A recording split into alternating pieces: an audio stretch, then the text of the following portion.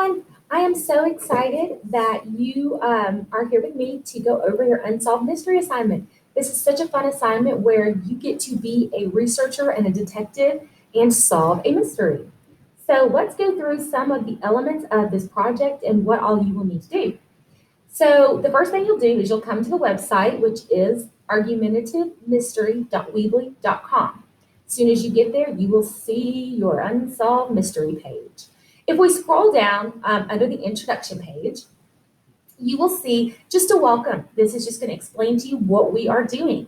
So basically in this assignment, you will research an unsolved mystery and you will decide what you think happened in that mystery. You will then create a presentation, and in that presentation, you will try to convince your classmates and your teacher that your solution is the correct solution for that particular unsolved mystery. You will also create a counter argument and a rebuttal for anyone who may think to the contrary. So let's go a little bit more into the website so you know exactly what to expect. The next link that we'll look at will be the task page. So if we go to the task page and we scroll down, it's just going to tell you kind of what order you need to do things, how you need to do them, and what layout you'll need to go about things. But if you come up here and look at the top, essentially if you go in this order, you will be able to get everything done in the order you need to get it done. So the most important tab for you is going to be this tab, which is the process tab. So when we click on the process tab, and we look down, it's going to tell you what you need to do and in what order you need to do them. So we're going to go through those really quickly, just so you have an idea. So the first thing that you'll do is you will watch this video, which is the elements of the argumentative essay. So even though you're not writing an essay, the elements of the essay will still be included in your presentation. So this will just familiarize you with some of the ones that we have already talked about in class to make sure that you are adding all of those elements into your presentation. The next section is kind of 2 and 3, and they go together a little bit.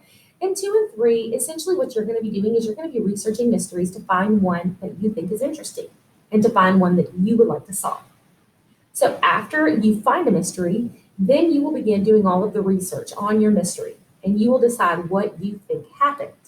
Now, if you come right here and you click here on this list of mysteries and you don't see anything that really interests you and you have one that you want to do, you're welcome to do that. You just need to make sure that there is enough information out there on the internet or wherever you're doing your research that you can effectively create an argument and a counter argument, okay?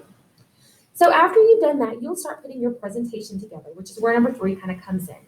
You will start putting your presentation together and making sure that you have all of those elements of that argumentative writing. Then you will come to number 4. Number 4 is where you're going to look at some notes over counter argument and rebuttal. And again, this is just a refresher so that you can make sure that what you have in your presentation up here is accurate and you have met that requirement. Once you have put your presentation together, then you will get with a partner or get with a group and you will kind of review each other's presentations. And what you're looking for there is you are looking for any kind of errors. So we have this little surgeon, you're going to become surgeons too, because you're going to kind of review grammar to help you make sure that you know what you need to look for your partner's presentation.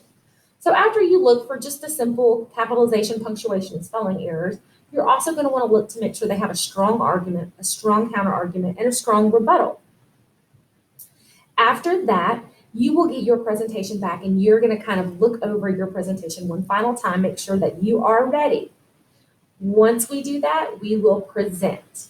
Okay, so everyone's going to have the opportunity to present, and those may be presented in a variety of different ways, but everyone will have the opportunity to present.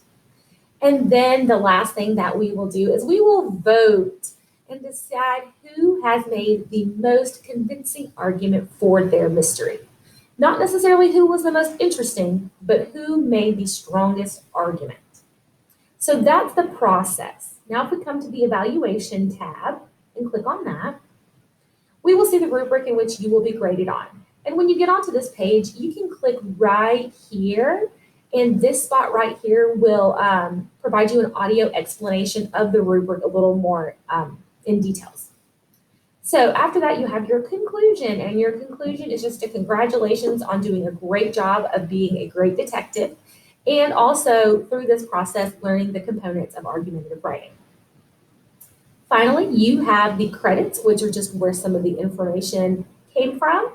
And then there is a teacher's page, which is not necessarily anything you need. It just kind of gives teachers that would like to use this assignment some information about how to implement it, what standards we're talking about in this presentation, and how it can be changed for students that have different learning. So that is your Unsolved Mystery assignment. I am so excited to see which mysteries you choose and to see who has the strongest argument.